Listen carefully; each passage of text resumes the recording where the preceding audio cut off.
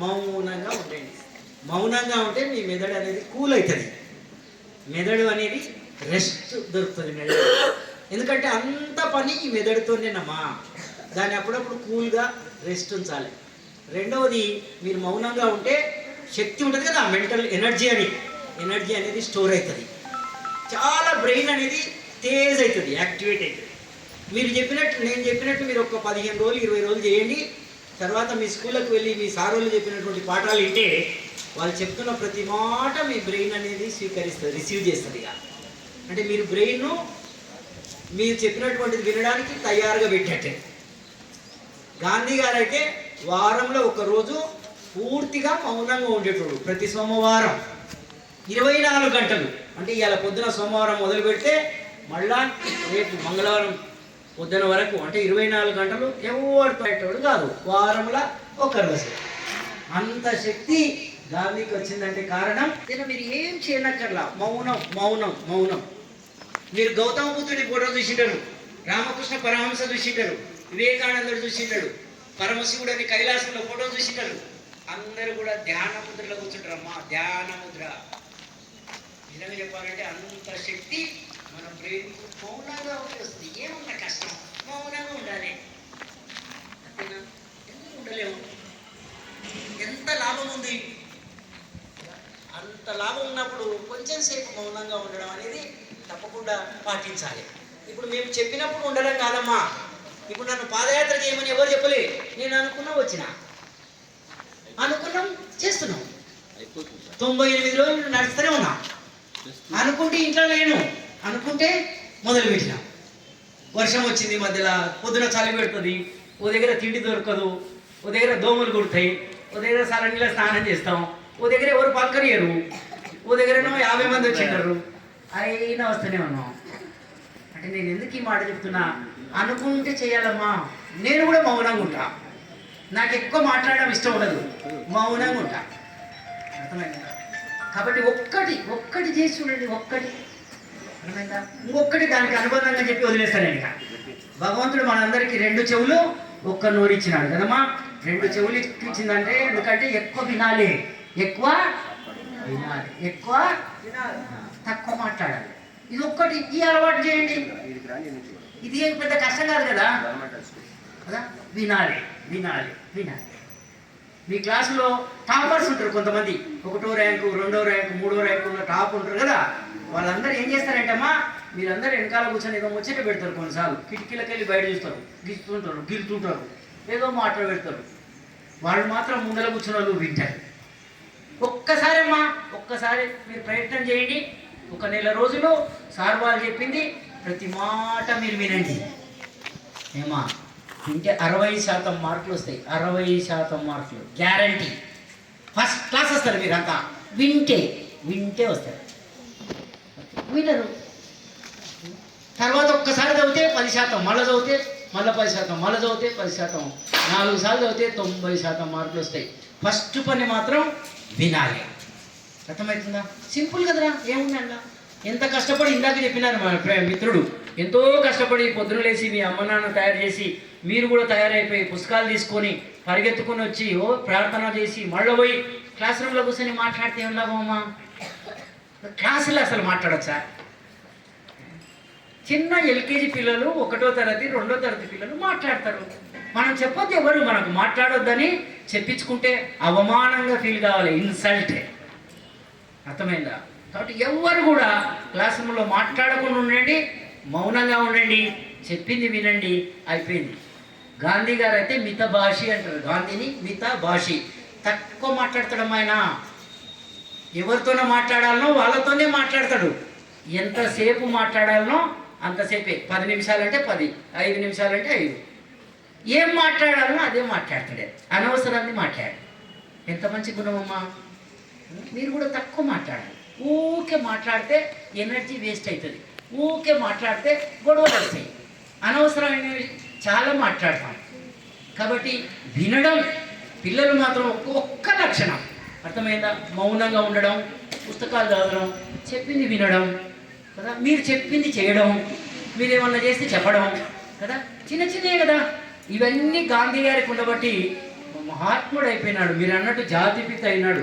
రూపాయి నోట్ల మీద బొమ్మలు వచ్చినాయి. కోట్ల మంది అయినమాట వినలేదు. మీకు కూడా పెద్దగా అవసరం లేదు. చిన్న చిన్న అలవాట్లు చిన్నప్పటి నుంచే కనుక మీరు చేసుకుంటే చాలా గొప్ప వ్యక్తులుగా అవుతారు మీరు. గాంధీ గారు అంటే మా చివరికి ఎప్పుడు చేసే పని అప్పుడే చేస్తాడు గాంధీ. ఎప్పుడు చేయాలనో అప్పుడే.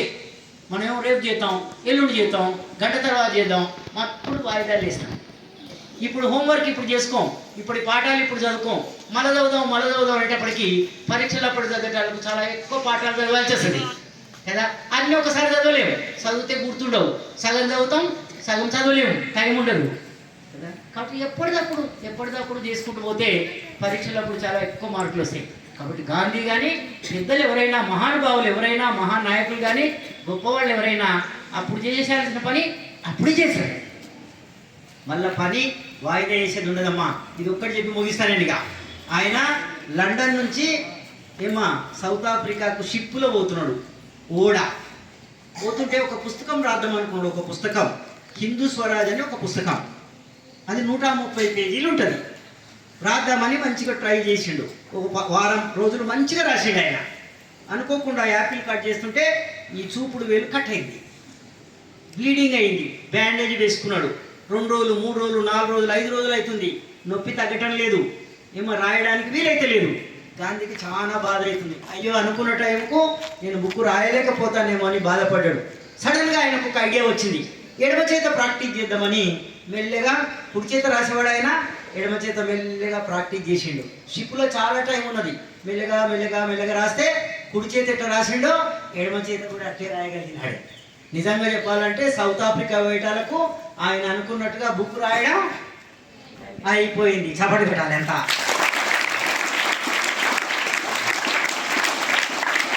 బుక్ రాయాలంటే అనుకుంటే ఎవరమ్మా బుక్ రాయాలని రాసింది ఎవరు? మీరు కూడా కొన్ని అనుకోండి అమ్మా. కొన్ని 1, 2, 3 అనుకోండి. క్లాసులో మాట్లాడొద్దు అనుకోండి. అనుకుంటారా? చాలా భయం అవుతుంది కదా మీకు. క్లాసులో మాట్లాడొద్దే అనుకోవాలి. ఎవరు అనుకోవాలి? మీరే మాట్లాడకుండా ఉండాలి. ఏం కాదు. రోజు బడికి వస్తామని అనుకోవాలి టైంకు. ఎవరు అనుకోవాలి? ఎవరు రావాలి? మీరే అనుకోవాలి, మీరే చేయాలి. మీరు అనుకొని మీరు చేయలేదంటే మిమ్మల్ని మీరు మోసం చేసుకున్నట్టు లెక్క. ప్రతిసారి మోసం చేసుకుంటే అలవాటు అయిపోతుంది. ఇంకా మోసం పనులే పడుతుంటారు. ఏదైనా సరే అనుకుంటారు, చేయరు. కదమ్మా. లాస్ట్లో గాంధీ అంటే పొదుపమ్మ. ఇది మీ అందరు వినాలి, మంచిగా వినాలి. ఇది ఒక్కటి. గాంధీ అంటే పొదుపు. పైసలు ఖర్చు పెట్టాడు గాంధీ. అర్థమైందా? రాత్రిపూట ఒక పుస్తకం పైసా ఎక్కడెక్కడ ఖర్చు పెట్టిన రాసుకొని ఆ మొత్తం చూసుకొని జేబులు ఎన్నుండే నిన్నెన్నుండే సరిపోతే పండుకుంటాడమ్మా. ఒక్క పైసా తేడా వస్తే కూడా గంట సేపు అయినా ఎక్కడ పోయింది పైసా అని చూస్తాడు. నేను నిజంగానే పైసలు లెక్క తెలియకపోతే ఆ రోజు చాలా బాధపడతాడు. మరుసటి రోజు పైసలు లెక్క కూడా మళ్ళీ తప్పుకోకుండా తీసుకుంటాడు. కాబట్టి గాంధీ అంటే మీరు అందరు గమనించుకోవాల్సింది పొదుపు చేయాలా. ఎంత ఉంటే అంత. ఆయనకు ఉత్తరాలు వచ్చేది లెటర్స్. ఒక దిక్కే లెటర్లు రాసి ఉండేది, రెండో దిక్కు తెల్లగా ఉండేది. ఆ తెల్లగున్నాయన్ని పిన్ను కొట్టుకొని దాని మీద రాసుకునేది. అర్థమవుతుందా? కవర్లు వచ్చేది కొన్ని. ఆ కవర్లలో మెల్లగా తీసి కవర్ చేయకోకుండా లోపల చూస్తే తెల్లగా ఉండేది. దానికంతా ఫైల్ ట్యాగ్ కట్టుకొని రాసుకునేది. కాబట్టి మీరు ఒక్కటి మాత్రం మీరు గమనించాల్సిన జీవితంలో డబ్బు విలువ తెలవాలి. ఇంతకుముందు చెప్పినారు, మీ తల్లిదండ్రులు ఎక్కువ డబ్బులు కనుక ఖర్చు పెడతా ఉంటే ప్రతిదానికి మీరు దాన్ని తక్కువ పెట్టడానికి చూడాలి. ఉన్నంతలో ఖర్చు పెట్టుకోవాలి. ఇవాళ చూస్తున్నాం పెళ్ళిళ్ళని, పేరెంటాలని, రకరకాల ఫంక్షన్ అని లక్షల రూపాయలు ఖర్చు పెడతా ఉన్నారు. మీ ఇళ్ళల్లో కూడా పెట్టిండొచ్చు. మీ అక్క పెళ్ళికో, మీ అన్నయ్య పెళ్ళికో కదా. మీ దగ్గర చాలా డబ్బులు ఉన్నంతలా ఖర్చు పెట్టాలా. గాంధీ ఏం చెప్తాడంటే ఉన్న దాంట్లో పొదుపు చేయాలని చెప్తాడమ్మా. డబ్బులు అవసరం అనేది ఎప్పుడు ఉంటుందో తెలియదు. కావలసినప్పుడు డబ్బులు ఉండదు. కాబట్టి ఉన్నప్పుడే డబ్బులను ముఖ్యంగా పొదుపు చేసుకోవాలి. అమ్మాయిలు వినాలి. కాబట్టి ఇలాగే చెప్పినట్టు మద్యం కావచ్చు, మత్తు కావచ్చు, గంజాయి కావచ్చు ముఖ్యంగా చూడబడతారు. ఎవరు కూడా విలువయ్యారు. వాడంతేరా అప్పుడు తాగుబోతని పేరు పడిపోతుంది ఇక కదా. కాబట్టి చిన్నప్పటి నుంచే ఈ పెద్ద వాళ్ళ పుస్తకాలు చదవడం కానీ, పెద్దవాళ్ళ మాటలు వినడం కానీ, మీ సార్ల మాటలు వినడం కానీ బుద్ధిగా చదువుకోవడం కనుక చేస్తే తప్పకుండా. అర్థమైందా? నేను పైసలు ఖర్చు పెట్టాను. ఓకేనా? అవసరం ఉంటే పెడతా. 40 ఏళ్ల క్రితం నేను పెళ్లి చేసుకున్నాను. నేను పెళ్లి ఎట్లా చేసాను? తిన్నారు పోయారు. అర్థమైందా మీకు? ఇది లెక్చరరు, నాకు అప్పట్లో 2000 రూపాయలు జీతం.